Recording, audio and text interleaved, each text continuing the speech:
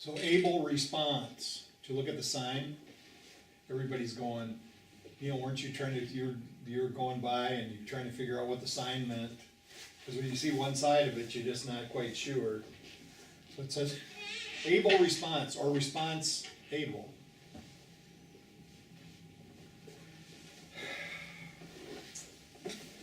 So as we have talked about before, what we do here is this progressive kind of building on the lesson that came before, and we do it, over and over again. And it generally the pattern is that we have like 48 weeks that don't have like special themes. And so in those 48 weeks in a year, we go through the steps and the traditions twice. And what we also do is we weave the principles that are both in the Bible, in Buddhist literature, in Taoist literature, and of course in the Course in Miracles, those that match up with the principles for the week, we kind of just weave them in there. And this week we're on tradition 9. Yeah, it's okay. I know. Here we go. Okay, what's that one?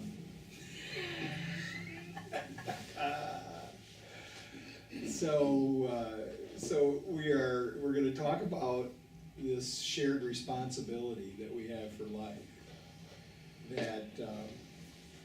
That we are, this is about being a servant, and realizing that in our service we're responsible for what happens. It's nice to start when we start to focus on that really our reason for being, and become more of service. It just turns out, we'll notice that almost immediately that when we give service to life, we feel better. When we're thinking about giving service to life, we don't necessarily feel better. When we're thinking about it, a lot of times it can seem like it's just too much. A lot of times it can seem like, I don't want to do that much work. But it turns out that actually when we begin to do it, and as in the meditation, when we begin to allow those certain, and I just think about them as not just talents and abilities, but tendencies that we have. We have like a pattern in us that, let's just say this time around, temporarily, the pattern that we have is different than the pattern that our brother or our sister has. And that pattern is designed to allow us to give a certain portion of service to the world, to our lives. Now, the pattern also is put together in a way that it can bring us a lot of misery. And the difference is whether or not we decide for service. If we decide for self-seeking activity, then the misery comes. We think that that's not the case. I mean, the self-seeking activities promise happiness. They promise, this satisfaction. And then it always turns out that even in best of times, it doesn't quite measure up to what we were looking for. And it seems always as if there is still an emptiness within that needs to be filled by the next self-serving thing. So this focus on saying, yes, I realize now that my purpose is to be of service, and I'm going to do it. This is good for us, and we feel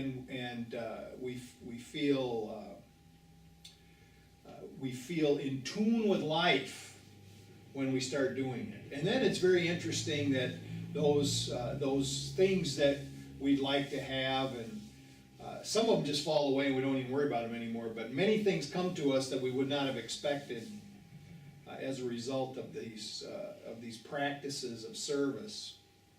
So, but in our service, this is, and you know, I should say that I don't want to sound too high-minded about this whole thing, because all of us every day slip back into those self-serving things. So if you're sitting there thinking, man, I wish I could get this, you know, you don't worry. There's nobody in here. There's nobody in the world that does not, from time to time, fall back into that small self.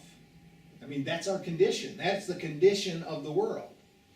The key, though, is to realize that we have the ability to do something about it. And what we do is we just turn our mind to whatever. And this is what I think is like this, the biggest aha of all is to realize that I can do everything that I'm doing in my life now, all the things that I do, my habits throughout the day, well, most of them, I can do, and if I turn my mind to, I have my overarching goal of being of service, I can do all those same activities. I don't have to change my life. I don't have to move to India. I don't have to go live in the hills by myself. I just do the same things that I'm doing every day, but I just change my approach just a little bit. I just change my approach to I want to be helpful rather than I want to be helped. And there's nothing wrong, by the way, when we need help of asking for it. We talked about that a few weeks ago. That's important for us to know how to do that. But to be seeking for, I noticed this Thursday. I went to the meeting in San Francisco, and nobody gets the tweets, do they? No, nobody sitting here gets the tweets. You can do that, by the way, if you've got a half a smartphone. If you got half a dumb phone, no. I just sent out the tweet that I found myself sitting there for a moment, wanting to be recognized in the meeting.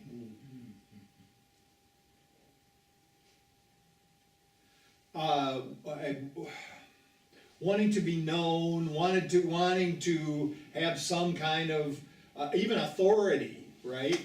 And I remembered these words came to my mind. You're in trouble if you want to be well known in an anonymous fellowship. And another guy said, it's not a good idea to want to be a big shot in an anonymous fellowship. So anyway, but I notice that this happens, and you know when it happens is when I feel like I'm not quite like fitting.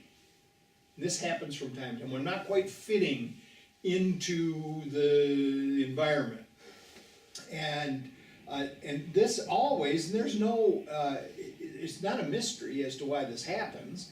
It's because I'm thinking in my smallness rather than realizing that here I'm here in this meeting and there's an opportunity to be of service, and by being of service I'm going to be served. That's how it's going to work. So anyway, but I notice that this kind of thing happens, so we focus on this. And again, I just want to be so clear about this. A life of service is not a life of drudgery. It is not a life of half slavery. A life of service is fulfillment, because we actually get to express those things within us that are the best things about us. And the other thing that's important to understand is that these gifts that we have are just temporary. So when we give a gift that we have to someone else, it is only because temporarily we have more of it than they do. And this is why I think this is the thing that I think about when I give people money on the street. I guess it's part of my ministry, because I've talked about this many times. And the other thing is, I've also noticed that sometimes we'll give somebody some money, but won't even look at it. Right? Don't even wanna get, okay, here, and, like, let me get out of here. And, so, they have to suffer my conversation a little bit to get the money. But, I wanna know, and it's very interesting how the attitude totally changes, like, I noticed this time that a couple of people, they were very like, acting that humble, poor mouth kind of way. And then I say, when I'm giving them the money, I say, "Hey, how you doing?" And get eye contact. "How are you doing?" And one guy goes, "Man, it's cold out here." So I said, "It doesn't have to be this way. I just want you to know it doesn't have to be this way." And then the schedule goes to them, right? Now, some people, we should need to know that all the people on the street aren't addicts. I mean, there are some disturbed people on the street that really, are unable to function in our society the way we've structured it. And so they're forced to the periphery. And I believe that our job is to doing everything we can. See, it's not just going out there giving people money. It's talking in our communities about, look, what can we do about this? How do we bring these folks back into society? Man, that's a conversation nobody wants to have. People would rather be bothered on the street by folks asking for money than to actually do something about it. So this is something we can think about, and if you're guided, see, this is the thing. Some people would be guided to work in that area. That would be their service. And but to be vocal about it, because you know what? It doesn't have to be that way. Now Jesus was very clear about this. He said the poor will be with you always, because some of us decide ourselves that we're going to take a course of action that leads to poverty. And that's going to be we each have our particular courses that we are taking in life. In the university of the world, we are each taking our own classes. And we may decide that of course we don't do it consciously, because consciously we're all thinking, why am I in this situation? But unconsciously, we're choosing all the things that lead in that direction. So that's going to happen. But I think that our job is to try to lift our brothers and sisters up from that consciousness as best we can without forcing things on them. Because we don't know why. We don't know for sure why. This is one of the things that I say when, as being in a recovery program, one of the things that we do is we try to carry a message to the addict who still suffers. I mean, this is what we're trying to do, is carry this message that it doesn't have to be that way, that you can stop using, that you can lose the desire to use, that you can find a new way to live. But what we don't know, and what we get upset, doing that, carrying our little message, that when somebody continues to relapse, we get upset. We think somehow we get this idea they've insulted us. It all grows out of fear that it could be us. But they didn't insult us. They made a decision, they used. And the thing I say about this is you don't know which relapse. See, so we know that when people relapse that they may die. We know that this is a possibility. And that of course is a concern. But we also don't know which relapse is going to produce the great American novel. Because these things happen. Experiences occur. And so we need to let people make their own decisions, but also hold out the light. Not just as far as relapsing, but any mistake that we observe in ourselves and in others, to hold out the light that it doesn't have to be that way. That there's a different way, there's another way to do this. Let's take what we've learned and move on to the next thing. So in order to be a good servant, we have to be trustworthy. In order to be trustworthy, we have to trust. Interesting. I just remember that when years ago, I felt like you couldn't trust anybody. You can't trust anybody. But I recognized it very clearly that the reason that I felt like I couldn't trust anybody was that that I really wasn't trustworthy. And so those ulterior motives that I had in the back of my own mind, sometimes in the front of my mind, I would project onto others. And we look around in the world and we see, you know, that it looks as if everybody's running a con. Especially, you know, when we're caught up in addiction. And I remember, God, I probably told this story before, but I remember my sponsor telling me that he went to a convention when he had, I'm thinking he had 30 days clean, and he went up to a convention in Wisconsin, and there was a guy there that asked him if he could borrow his car, and so he gave him the keys to his car, and then the guy kind of disappeared. And so Jeff says to one of the people that were with him, he says, "Man, you know, I gave the guy the keys to my car. It's been a long time. He isn't back yet." And the guy who he said it to, he says, "Well," he says, "Yeah, I know that you're trying to learn how to be trusting, but that doesn't mean that you have to be a fool."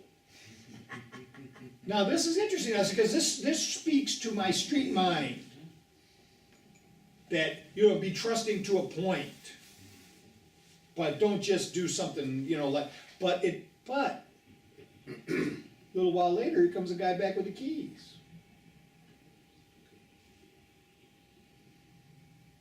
So I started to think about this story, and he was telling me the story for a reason.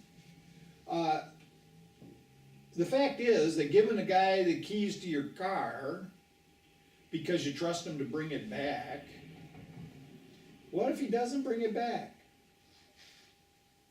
You got insurance, right? I don't know, maybe they don't pay if you give the guy your keys, I don't know. But anyway, it's just a car. Now this is why I think about it now. Then I'm thinking, my car?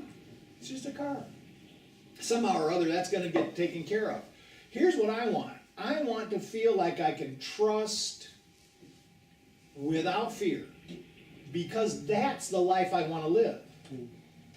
I don't want to have to be afraid that somebody's going to take advantage of me. And so in order for me to get to that mindset, I have to know that I'm not going to take advantage of someone else. That's how I get there. By me being trustworthy.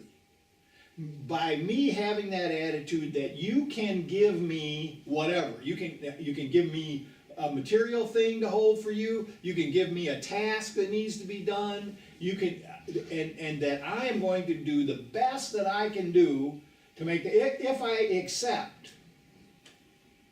accept the mission, that I'm going to do the best that I can do, and I'm going to be true to my word. This idea of fidelity, to be true to my word. To do what I say that I'm going to do. To be faithful to the presence of God in me and true to the values that I hold dear. This is the reason that we don't feel trustworthy and that we don't trust others, is because we have these values and then we find ourselves violating the values. And I'm not just talking about lying to people, although that's part of it, because you know what? This is one of the things that says in Course in Miracles about becoming a teacher. You have to be honest. You have to be open. And not because it's bad not to be, but because when we are not honest and open, we are in fear. And when we're in fear, we cannot teach love. So this is the reason. It's not because there's some judgment about telling a lie. It's that telling the lie gets in the way of you doing what you're supposed to be doing. So, to be faithful, to hold true to those values. And see, the other thing about this is it makes it easy to judge, because if I'm not holding true to my own values, I always find a reason why it's okay for me. I always find a reason why it was expedient for me to kind of cheat a little bit on the edges. But if I see somebody else doing it, they will get a harsh judgment. Because what I'm doing is I'm taking the judgment that I don't want to hold against myself and I'm throwing it to them. So there are going to be many things that call for our attention, but to stay focused on this divine presence, to say, I'm guided to do what I need to do. I'm going to practice principles as I'm doing it.